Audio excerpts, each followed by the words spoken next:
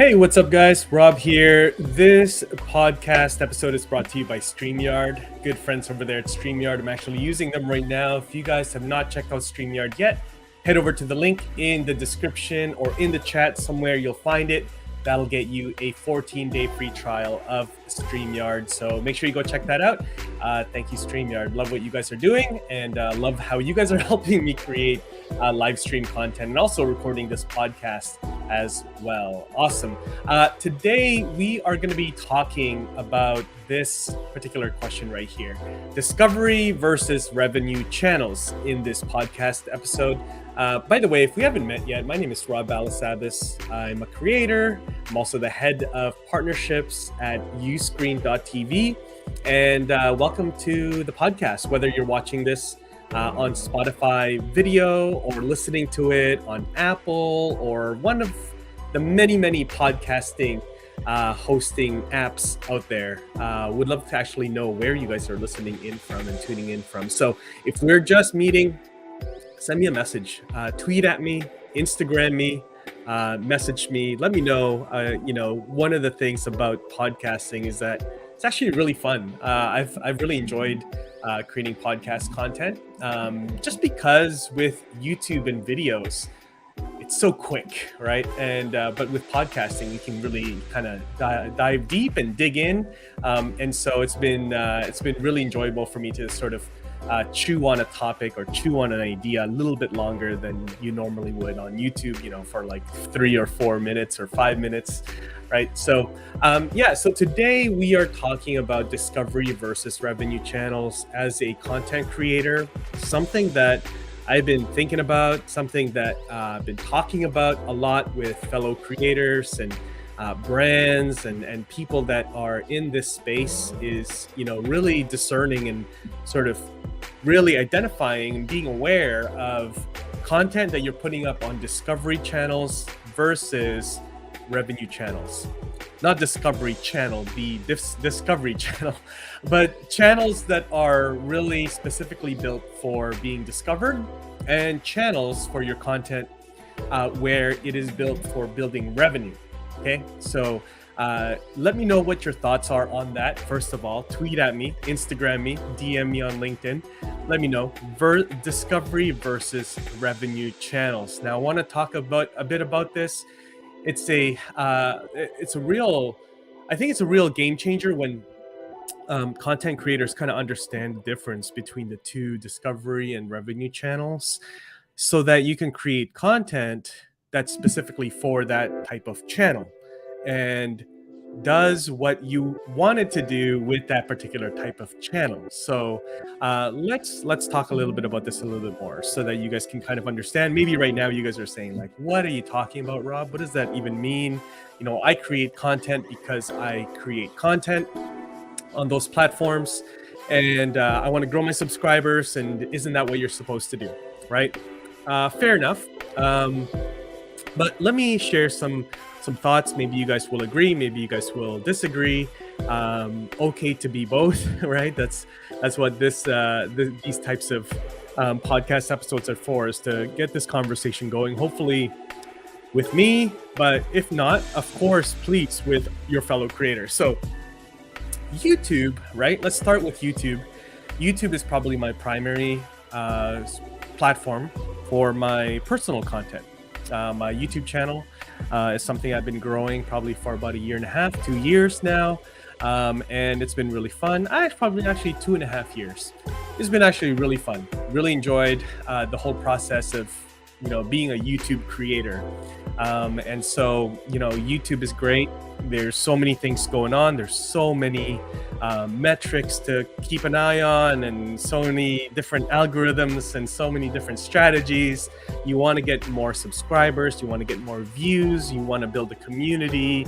You want to be a part of the partnership program. You're aware of the, affiliate marketing. You're introduced to brand deals and sponsorships. There's live streaming. There's comments, super chats. This is just a little bit of letting you guys in on a little bit of what goes on in my head when I think about YouTube. And so there's so much going on with YouTube. But at the end of the day, I really see YouTube as a discovery channel, right? When you look at a channel that basically you're uploading and creating content on, I'd like for you guys to start thinking and looking at it and say, okay, is this a discovery channel or is this a revenue channel, right? Discovery or revenue channel. With YouTube, I would argue that it's a discovery channel for the most part, because there's so much content and so much happening here on YouTube. And so there's you create content on YouTube, you are one of millions of videos probably that day being uploaded. Maybe not millions, maybe millions. I don't know the exact number, but there's a lot. But with that is that there's already a built-in marketplace of viewers that are looking for content. And so the primary thing that you first want to happen on YouTube is you want to be discovered. You want people to find your content. You want to be found on YouTube by people that are looking for the content that you're providing. So whether it's tutorial content, people that are searching for questions, people that are searching for answers to their questions, you want to be found. That's why it's important to have your keywords and your titles and all of those things happening so that you can be discovered in search, right? That's how people find you. If people don't know who you are, they don't know to look for your name. They don't know your name. They just know their pain point. How do you start a live stream show? How do you start using StreamYard? What is StreamYard? What is podcasting? How do I start a podcast, right? All of these questions people are searching on YouTube. And hopefully, if you've created a piece of content that you've optimized, you get found, right? Hopefully, YouTube, the algorithms are also recommending and suggesting your videos to other people, right? That have not subscribed to you yet. When you go to youtube.com, right? If I go to youtube.com and I haven't been on YouTube in a while, let's say you go to youtube.com, how does it know what to send you? How does it know what to show up on your feed, right? Do you ever think of that? How does that even work, right? How are you now, if I go to my channel right here, how does it know that I'm looking for these videos, right? Some of these channels I am not subscribed to, right? Some of them I'm not subscribed to at all. But YouTube is suggesting it to me based on my behavior, right? I actually do watch Jessica though, Jessica Stansberry, So how does it know that? Cheddar, why would it suggest Cheddar to me, right? CVS, why would it do that? I actually went to CVS in the States when I was last in the US to try and get a COVID test to fly back. Another story for another time. They don't do that anymore, by the way. I ended up having to get a COVID test at some random weird pop-up tent in the corner in Los Angeles. You can ask Andrew Ken. He knows the story. He drove me. Anyways, so when you go through here, how does it know these things? How does it know what videos? This is because, again, this is how YouTube works. It's trying to get you to discover new channels so that you can binge watch and you can then go, I'm not going to click on any of these videos right now, but so that you can binge watch your different channels and stay on YouTube so that you can watch their ads, and that's how they make money. And they'll charge the brands for those ads that you're watching. And so it's a discovery channel. It's a place where you can get discovered and be found, and then hopefully somebody will find enough value in your content, either as entertainment value, educational, inspirational, type of value from your content, and they'll subscribe. So now you have a subscriber. From there, you haven't made any money yet. Maybe you've made a little bit of money because of AdSense if you're in the YouTube partnership program, but you make, let's just say you're doing okay. Like me, probably anywhere from $20, $25 per 1,000 views. Okay, so you need 1,000 views to make that much money, right? Now, some places in the world, you may make $2,000 to $3,000.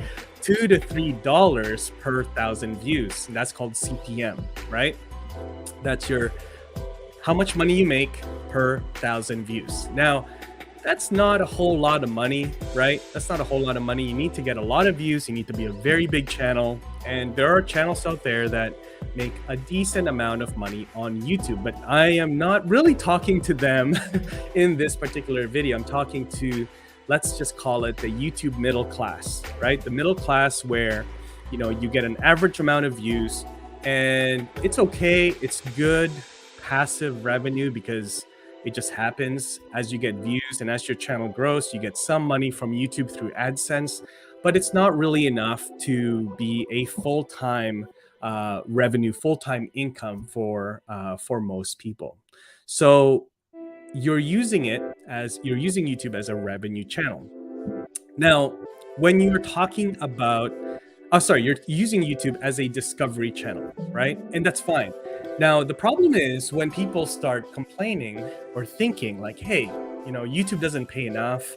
I'm not getting paid enough by TikTok or Instagram for my reels, for my videos. And it's true. You probably are not. Creator funds, by the definition of creator funds, they're limited, right? They're capped, let's say. 700 million, whatever it is, whatever the number is. If you look at Instagram Reels or Facebook Reels, TikTok creator funds, there's funds. And so there's a limited amount of money for creators to sort of get a piece of that fund based on how many views they get from their reels and shorts and things like that. And so it's limited. So the more creators are creating, the less you're going to make. There's actually a lot. You guys can look this up. There's been some updates where the different funds have actually raised the bar for earning a certain amount of money, on from the fund. So anyways, another story, another time, another video. But the point is that these channels are not necessarily for revenue, right? They're not revenue primarily. You make a little bit of revenue, but it's not primarily built for revenue. It's built for discovery. It's built for revenue for the platforms, but not necessarily for the creator. The creator gets a little share of the revenue, or a share of the revenue, which is great. I mean, YouTube gives you, over half of the actual, AdSense. And so YouTube, of all the platforms, I feel is the most generous. It's probably the most fair as you can be in terms of the revenue share that they have with creators. And it shows, creators will follow the revenue, right?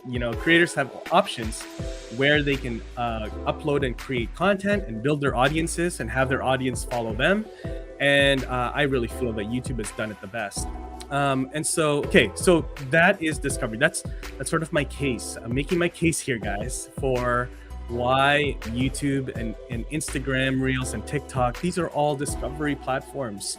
Okay, so let's not get upset as creators when we are, quote unquote, not paid our fair share by those platforms. It's not built for us to make money on. It's built for us. We do get a little bit of money to keep us excited and keep us interested.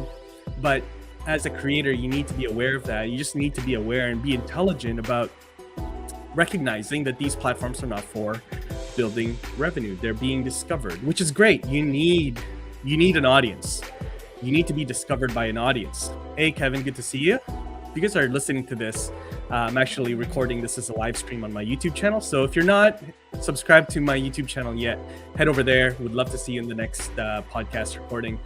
Kevin, good to see you from Lakeland, Florida. Awesome. I'll be actually in Orlando, Florida next month for a conference. So I'm not sure how far Lakeland is, but if it's close enough, would love to connect in person. So that is discovery. All right. So first of all, let's recognize what are the discovery platforms. Okay. First of all, that's it. Next, what is then revenue and why does that matter? What do I do, Rob, about revenue channels? How do I do that? All right. So now let's talk about revenue. Okay. Revenue platforms where you can control your revenue. You can build a predictable revenue that is not fluctuating, that's not volatile, that doesn't change too much where you can have predictable revenue and you can say, okay, next month, I know roughly how much I'll make. It's not going to dip like crazy. I can plan life. I can plan my business. I can hire a team, knowing that this is how much I should be earning next month based on what I've done this month, right?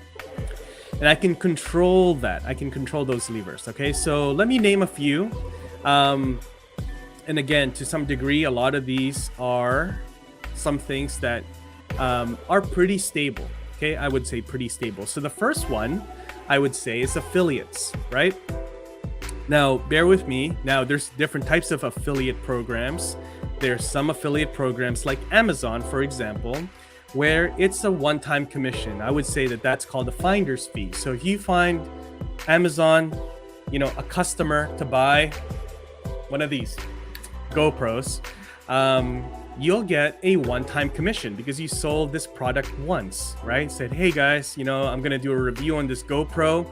If you guys want to go grab one, you can get it from my link down below on Amazon or GoPro's website directly, or Best Buy, whatever affiliate program you're a part of, but you're going to get paid once. Now, if your video does okay, you get a lot of views, you may get a lot of people buying, and so that's okay. That's not predictable revenue though. You can't really predict, next month, GoPros could go out of style, right? And your video that you were doing a review on the GoPro that was driving a lot of affiliate revenue for you on Amazon may just go down very significantly or very much to zero, right? And so now you have to go in and talk about you have to talk about the I can't forget what this is called, the DJI Osmo, the Pocket, right? It's like, okay, well, the next the hot camera now is the Pocket, DJI Pocket 2. So now you got to talk about this, and hey, if you guys want to get one of these, you got to go down and grab the link down below to my Amazon store or my DJI store or whatever, and that is okay. You're still making money. It's off platform. Diana, good to see you. Just out here talking about revenue and discovery. So good to see you, Diana. By the way, Diana, guys, go follow Diana. She knows everything that I'm talking about. She should be making this video. But yeah, so now you got to talk about this new product to kind of keep on top of the trends. Now, there's some things that obviously are more evergreen, and it's not as trendy, it's not as volatile, so you have to be picky and intentional with the products that you're promoting. But the other affiliate program type that I would really lean towards is something that's more recurring. And so that's usually with software. And this is not because I work for a software company and we have a recurring affiliate program. Sounds like a total setup pitch, but it's not. It's just the way it is, right? The nature of software, and we all use software, no matter what industry you're in. If you're in construction, there's some type of software that you're using that probably has a recurring affiliate type revenue. We all use email marketing tools, right? We all use all sorts of tools that we pay monthly. And so look around. If you're doing that type of content, you can be part of that type of affiliate program. So here at USCREEN, for example, we have a recurring affiliate program where we pay our affiliates every single month for as long as their referrals are paying us, right? So if Diana referred Kevin to USCREEN and Kevin signs up for a USCREEN account, for as long as Kevin is paying USCREEN for his account and he's happy, he's getting the service that he wants, he's getting the benefit from our software, Diana will continue to get paid on that referral month after month. And that's recurring, right? Same thing with STREAMYARD, same thing with Ecamm, all of these fantastic tools, right?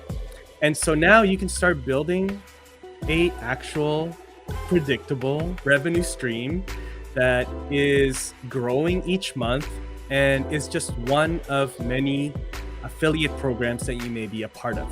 Okay, so that's one, affiliates. The second revenue channel, right, is coaching, consulting, services. Okay, these are, again, coaching can be definitely recurring, right? You can have coaching programs. I see coaching programs that are, over the course of 3 months, over the course of 6 months, 12-month term contracts, that sort of thing. That's really how you can really impact that person that you're coaching. You can also do one-off coaching, of course. That's totally possible. You can do coaching calls. I know some creators that have, solid, monthly clients, coaching clients that they work with directly over, 3 months, 6 month, 12-month terms. But then they also have a couple of time slots for coaching sessions, just for one-off coaching sessions with clients. Maybe clients that have kind of graduated from their program but want to have a touch base. Every few months they'll drop in and do a coaching session. Maybe some newer clients, maybe clients that don't have the budget but want to have some direction. They'll have, 1 or 2 time slots per week where they are doing coaching calls. Okay, so coaching, again, you can't do coaching on YouTube. You can, but you're not going to get paid for it. And I want to really normalize talking about getting creators paid, right? I think that needs to be normalized. So don't shy away from that. But to be honest, you're just not going to get paid what you're worth if you're doing coaching here on YouTube, right? You can do live streams like what we're doing now, which is one-to-many. It's all good. That's really good. That's a good way to build community and build your authority and build trust with your community. But if you want to dive deep into somebody's business, then you need to do that justice. And that needs to be done on a one-on-one call, in the privacy of a one-on-one call, right? You can't be opening your books or having your clients open their books to you on a live stream on YouTube, if that makes sense. So coaching is another great revenue stream. Again, it's not happening on YouTube directly, but you're being discovered and building your authority on YouTube, on TikTok, on Reels, right? On short, in YouTube Shorts and things like that. Okay, again, discovery versus revenue. We just need to understand what each platform and each content type is built for. And this is for another video, but this is really a conversation about content distribution, which will actually be my topic at my talk at PodFest, VidFest next month in Orlando. And so I'm really pumped for that. So if you guys are going to be in Florida for that, in Orlando for VidFest, PodFest, please reach out. I'd love to connect with you guys in person. So that is another one. Now, the third one, that third revenue channel that I want to really make mention of is courses, digital products, and membership. Okay? Courses, digital products, memberships, right? Courses are great. Courses have a beginning and an end. It's a course, right? It's a course. And it's typically a one-time fee, right, that you're charging, which is great. It's a great way to go from, say, hey, you know what? Somebody can't afford your one-on-one coaching. No problem. You know what? Here's a course that you can take that I've created. Takes everything that I was going to teach you on a one-on-one basis, and now you can go through it at your own pace. I won't need to be there, so I won't need to charge you as much, right? That's just how it goes. So it's a one-time fee, course, beginning and end. It's done. There's a specific outcome at the end of the course, right? So if you're building a course, I always tell people the first couple of sentences needs to be, at the end of this course, you should be able to blank. You should be able to tell them the value proposition of what it is you're going to be able to do, or what they should be able to do by the end of this course. Hey, at the end of this course, you should be able to use STREAMYARD to its full capabilities and have a regular weekly live stream show using STREAMYARD or Ecamm, right? At the end of this course, you should be able to launch your first, podcast to, Spotify video, right? You need to have that end goal at the end of the course, just like any course that you're taking. You know the outcome. All right. Now, you can also build digital products, right? Digital products are cool. You can, whether it's, presets or, overlays for STREAMYARD, or overlays for templates or layouts for Ecamm, Canva templates, thumbnail templates, all of those things, like digital products, anything digital that somebody would need, then you can sell those as well. And then what I really like is recurring, right? I come from, my daily work is all about affiliates, and so recurring revenue is always a topic that I'm talking about. And so this is really where memberships kind of come in. And so memberships allow you to have a recurring revenue stream. It's fantastic. Diana, thank you so much. A recurring revenue stream. So that means you can make what you make now this month, right? Let's say you get 10 members this month at $20. That's $200 that you have built this month. Next month, as long as you keep those 10 members happy, they should then pay you again next month $200.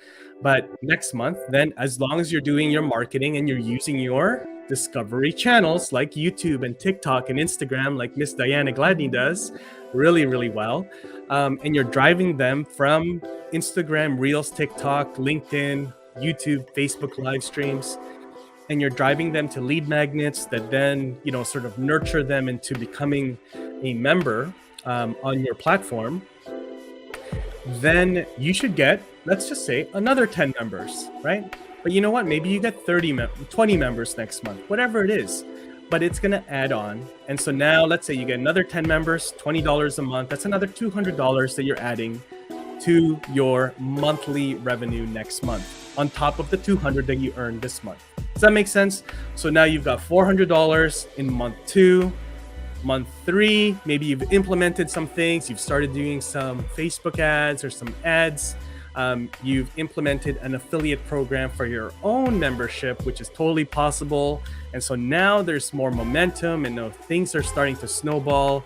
And rather than 10 members, you get 15 members. That's $300 of new revenue. It's called MRR, monthly recurring revenue.